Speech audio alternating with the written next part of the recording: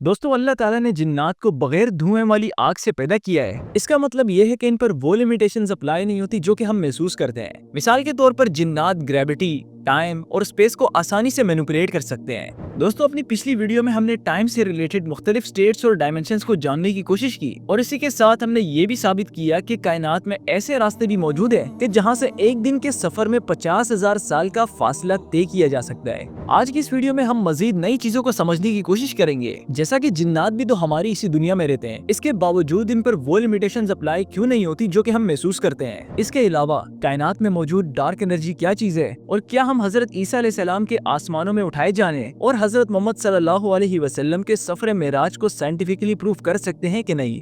Video में आगे बढ़ने से पहले अगर आपने अभी तक इस चैनल को सब्सक्राइब नहीं किया तो जल्दी से सब्सक्राइब कर लें ताकि इस तरह की वीडियोस आप तक बआसानी पहुंचती रहे।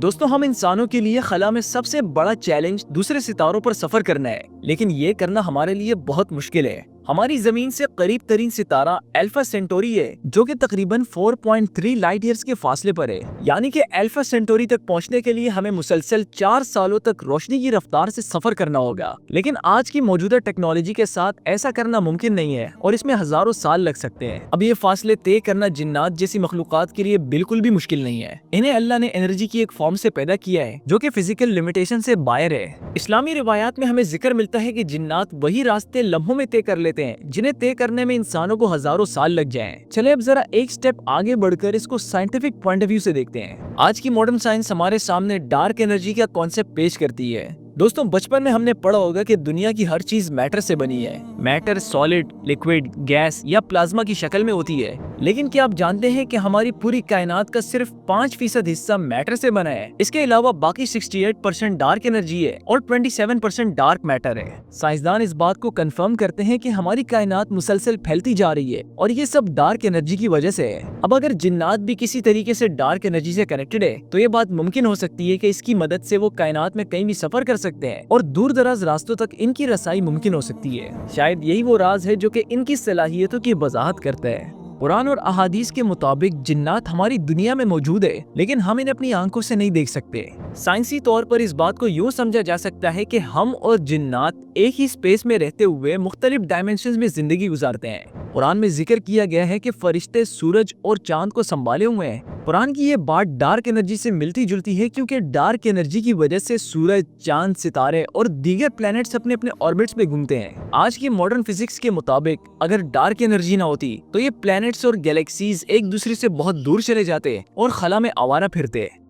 चलिए दोस्तों अब जरा बात करते हैं हजरत ईसा अलैहिस्सलाम की। हजरत ईसा अलैहिस्सलाम को अल्लाह ताला ने आसमानों में उठा लिया था और वो कयामत के करीब वापस आएंगे, लेकिन क्या इस चीज को हम साइंटिफिकली प्रूव कर सकते हैं? कुरान मजीद में सूरत निसा में अल्लाह ताला ने हजरत ईसा अलैहिस्सलाम के बारे में फरमाया, इन्होंने इसे कत्ल नहीं किया और ना ही इसे सूली पर चढ़ाया, बल्कि एक दूसरे को इन जैसा बनाया गया। अल्लाह ताला ने इसे अपनी तरफ उठा लिया।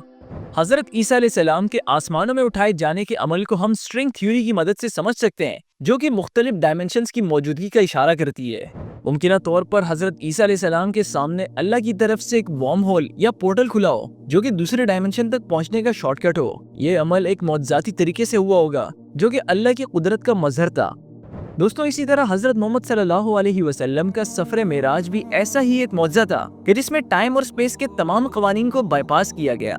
कुरान पाक ने इस मौजज़ाती वाक़े को सूरतुल इसरा में बयान किया है। पाक है वो ज़ात जो कि अपने बंदे मोहम्मद सल्लल्लाहु अलैहि वसल्लम को रातों रात मस्जिद अल हराम से मस्जिद अल अक्सा तक ले गया, जिसके इर्द गिर्द हमने बरकत रखी है ताकि हम इसे अपनी कुछ निशानियां दिखाएं। बेशक वही सब कुछ सुनने वाला और देखने वाला है। ये अजीम वाक़या मक्का मुकरमा से शुरू हुआ जब हजरत जिब्राइल अलैहिस्सलाम हजरत मोहम्मद सल्लल्लाहु अलैहि वसल्लम को जगाने के लिए आए और एक आसमानी सवारी पर सवार किया जिसे बुर्राक कहा जाता है। बुर्राक की रफ्तार रोशनी की रफ्तार से भी ज्यादा थी और रोशनी की रफ्तार इतनी होती है कि 1 सेकंड में जमीन के 7 चक्कर लगाए जा सकते हैं। नबी करीम सल्लल्लाहु अलैहि वसल्लम ने मक्का से यरूशलेम तक तकरीबन 1000 किलोमीटर का फासला पलक झपकते तय किया। इसके बाद यरूशलेम में नबी करीम सल्लल्लाहु अलैहि वसल्लम ने एक गैर मामूली दरवाजे का सामना किया जो कि आप सल्लल्लाहु अलैहि वसल्लम को इस दुनिया से आगे कायनात के मुख्तलिफ डायमेंशंस तक ले गया। इस हैरत अंगेज सफर को मेराज कहा जाता है कि जिसमें आप सल्लल्लाहु अलैहि वसल्लम वसल्लम को 7 आसमानों तक ले जाया गया। हर आसमान एक अलग थलग डायमेंशन की मानित था, जहां आप सल्लल्लाहु अलैहि वसल्लम की मुलाकात अजीम पैगंबरों जैसे हजरत आदम अलैहिस्सलाम, हजरत ईसा, हजरत मूसा और हजरत इब्राहिम अलैहिस्सलाम से हुई। ये 7 आसमान आज की मॉडर्न साइंस में पैरेलल यूनिवर्स या मल्टी डायमेंशनल प्लेन के कॉन्सेप्ट से मिलती जुलती है। मेराज के सफर में न सिर्फ लंबे फासले कम वक्त में तय किए गए, बल्कि टाइम और स्पेस के फैब्रिक को भी बेंड किया गया।